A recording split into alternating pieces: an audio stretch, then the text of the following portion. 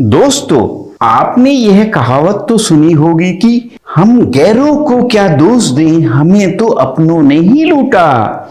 दोस्तों, भावनात्मक रूप से कमजोर इंसान का सभी लोग फायदा उठाते हैं।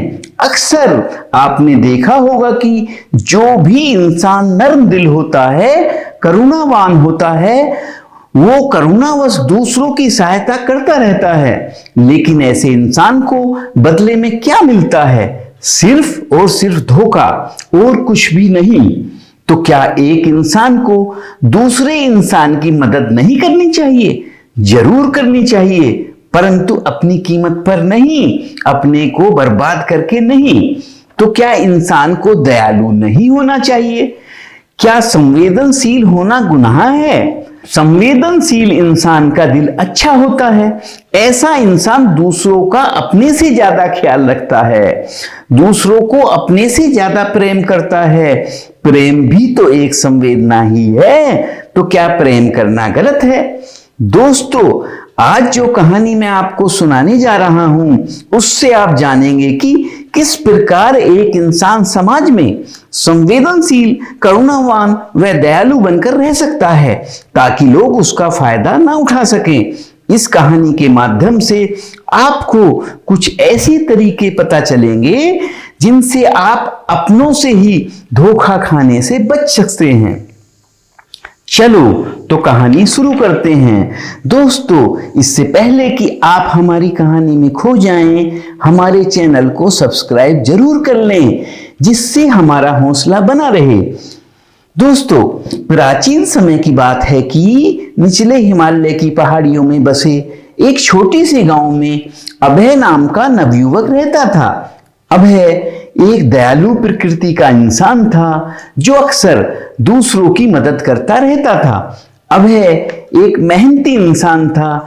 उसने मेहनत के बल पर बहुत सारा धन एकत्र कर लिया, परंतु अभय की दयालु प्रकृति का फायदा उठाकर उसके घर वाले, दोस्त, यहां तक कि उसकी प्रेमिका ने उसका फायदा उठाया और उसका सब धन हड़प लिया। जब अभय को सहायता की आवश्यकता हुई तो सबने मुंह मोड़ लिया। समय पर किसी ने भी उसकी सहायता नहीं की। अपनों की ही उपेक्षा से अभय पूरी तरह से टूट चुका था। वह बदहवास हालत में जंगल की ओर चल दिया। जब अभय का दुख बर्दाश्त से बाहर हो गया तो अपना दुख दूर करने के लिए, अपने आक्रोश पर काबू पाने के लिए पेड़ों में जोर जोर से मुक्के मारने लगा।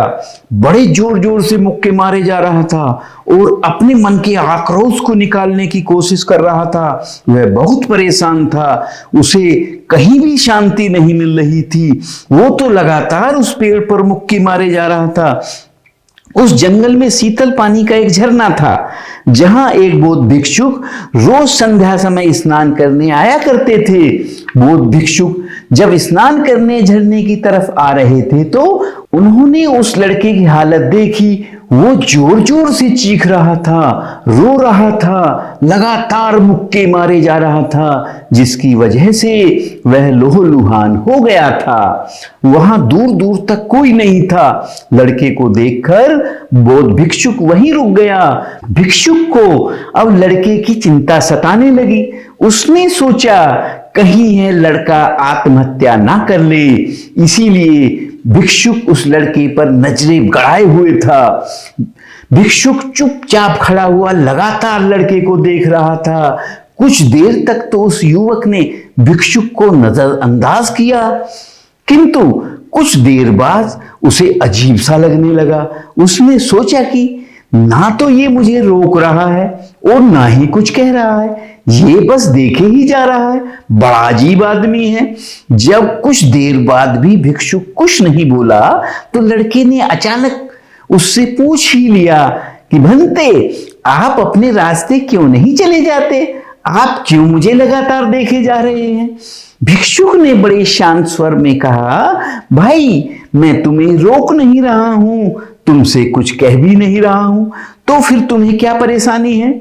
जंगल के ये पेड़ पौधे, पशु पक्षी भी तो तुम्हें देख ही रहे हैं। जब इनसे तुम्हें कोई परेशानी नहीं है तो मुझसे क्या परेशानी है? यह सुनकर लड़का जोर जोर से चीख कर बोला, मुझे इस पूरी दुनिया से परेशानी है, मुझे सबसे परेशानी है, मुझे सबसे नफरत है। मैं सबसे नफरत करता हूं। इस दुनिया में सब धोखेबाज व गद्दार हैं, कोई किसी का नहीं है, मेरा भी नहीं है। यह कहकर वह युवक फूट फूट कर रोने लगा। वह लगातार रोई जा रहा था। भिक्षुक ने उस युवक को चुप कराने की कोई कोशिश नहीं की। वह तो बस उसे लगातार चुपचाप देखे जा रहा था। भिक्षुक का यह व्यवहार तो उस लड़के को और भी ज्यादा अजीब लगा। अब उसने रोना छोड़कर भिक्षुक से पूछ ही लिया, आप बड़े अजीब आदमी हैं। कोई इंसान आपके सामने रो रहा है, दुखी है, परेशान है, और आप हैं कि चुपचाप खड़े होकर देख रहे हैं, कोई दिलासा भी नहीं देते। बौद्ध भिक्षुक ने कुछ नहीं कहा और वह चुपचाप उसकी बातें सुनता रहा।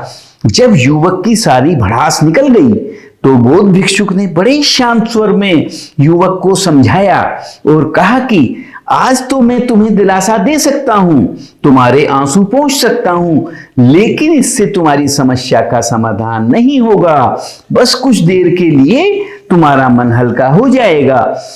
अच्छा यही होगा कि आप अपनी समस्या विस्तार से बताएं, जिससे कि उसका सही समाधान निकाला जा सके। युवक ने बौद्ध भिक्षुक को विस्तार पूर्वक अपनी कहानी सुनाई। बौद्ध भिक्षुक ने युवक की बातों को बड़े ध्यान से सुना और कहा कि पास ही में एक शीतल पानी का झरना है, आप चाहें तो मेरे साथ चल सकते हैं। वहां स्नान करने से तुम्हारा मन और मस्तिष्क शांत हो जाएगा। यह सुनकर वह युवक बौद्ध भिक्षुक के साथ चलने के लिए तैयार हो गया। रास्ते में चलते चलते उस युवक ने बौद्ध भिक्षुक से कहा, मुनिवर, आपकी जिंदगी तो बड़ी मस्त है, आपको तो किसी चीज की कोई परेशानी ही नहीं है, और दुनिया में मेरे जैसे लोग भी हैं। जिसको मैंने प्रेम किया, जिसको भी अपना माना, उसी ने मुझे धोखा दिया। कभी कभी मुझे लगता है कि ये दुनिया मुझ जैसे संवेदनशील व दयालु लोगों के लिए नहीं बनी है। यह दुनिया तो केवल धोखेबाजों और मक्कारों के लिए ही बनी है। वही इस दुनिया में फलते फूलते हैं और हम जैसे लोगों को घुट घुट कर मरना पड़ता है। आपने सही ही किया जो ऐसी दुनिया का त्याग कर दिया। अब आप बस अपने में मस्त रहो, किसी से कोई परेशानी नहीं। मैं भी सोचता हूं कि मैं भी संन्यास ले लूं। यह सुनकर बौद्ध भिक्षुक ने बड़े शांत स्वर में कहा कि तुम्हें क्या लगता है कि सन्यासी का जीवन बहुत आसान होता है? तुम्हें 2 वक्त की रोटी तो शांति से मिल जाती है, साधु संतों को तो वो भी नहीं मिलती। वो तो भिक्षा पर ही निर्भर रहते हैं, वो भी कभी मिली और कभी नहीं मिली। चाहे कोई भी मौसम हो, कैसा भी मौसम हो, हमें जमीन पर सोना और एक लंगोट में रहना होता है। ये सब तुम्हें आसान लगता है? युवक ने कहा, आप कहते तो ठीक ही हैं, संघर्ष तो दोनों तरफ है, सांसारिक जीवन में भी और सन्यासी के जीवन में भी। वैसे सांसारिक जीवन अच्छा है, लेकिन तब तक जब तक कि घर परिवार में सुख शांति रहे। बौद्ध भिक्षुक ने युवक को समझाते हुए कहा, देखो, सन्यास अपने मन से लिया जाता है। जब हमारा मन कहता है कि हमें सन्यास के मार्ग पर आगे बढ़ना है, तो ही सन्यासी जीवन सफल हो पाता है। लेकिन तुम अपने परिवार वालों से परेशान होकर अगर सन्यासी बनना चाहते हो, तो तुम्हारा सन्यासी जीवन भी सफल नहीं होगा। इससे अच्छा है कि तुम सांसारिक जीवन में कुछ ऐसे तरीके, कुछ ऐसे नियम अपनाओ जिससे दूसरे लोग तुम्हें कभी धोखा ना दे सकें। सबसे पहले यह समझ लो कि धोखा उन्हें ही मिलता है जो भावनात्मक रूप से कमजोर होते हैं, जिनका दिल जल्दी पिघल जाता है, जो दूसरों को दुखी ही नहीं देखना चाहते। ऐसे लोगों के साथ धोखा होने की संभावना ज्यादा होती है। कोई भी आदमी दुखी होने का नाटक कर उनका फायदा उठा सकता है।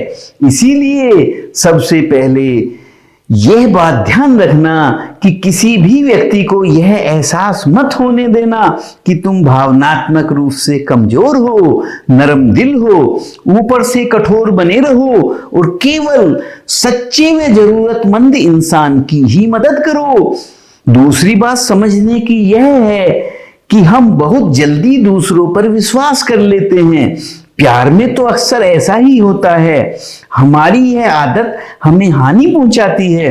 2 दिन तुम्हें किसी से मिले हुए नहीं होते और तुम एक दूसरे के हो जाते हो, एक दूसरे पर पूरा भरोसा करने लग जाते हो।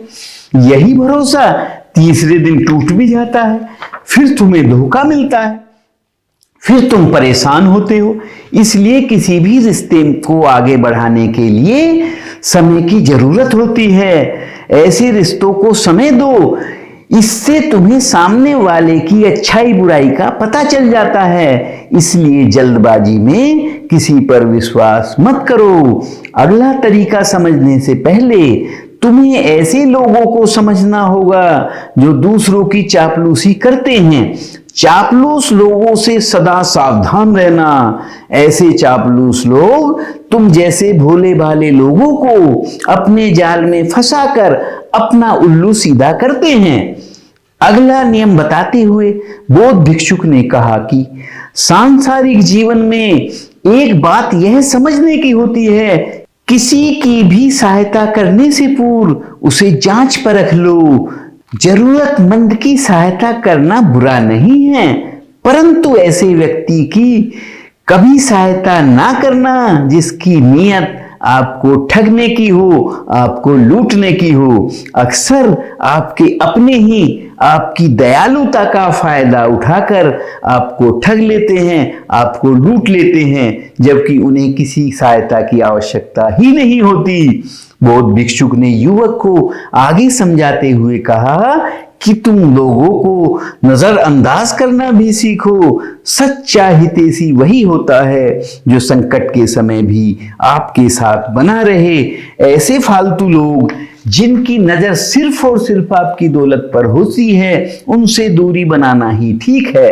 अंत में बौद्ध भिक्षुक ने अपनी आखिरी सीख देते हुए कहा कि तुम सदैव अपनी आंख, कान और दिमाग को खोलकर रखो। जो भी व्यक्ति तुम्हारे संपर्क में आए उस पर कभी भी आंख मूंद कर भरोसा मत करना। यह कहते हुए बौद्ध भिक्षुक झरने में नहाने चला गया। तो दोस्तों, कैसी लगी हमारी कहानी? अगर अच्छी लगी हो तो कमेंट्स करके जरूर बताना और ऐसी ही ज्ञानवर्धक वीडियो देखने के लिए हमारे चैनल को सब्सक्राइब कर घंटी का बटन दबाना ना भूलें, जिससे हमारे वीडियो आपको समय पर मिलते रहें। अच्छा दोस्तों, फिर मिलते हैं ऐसी ही एक नई कहानी के साथ। तब तक अपना व अपनों का ख्याल रखना। जय हिंद, वंदे मातरम।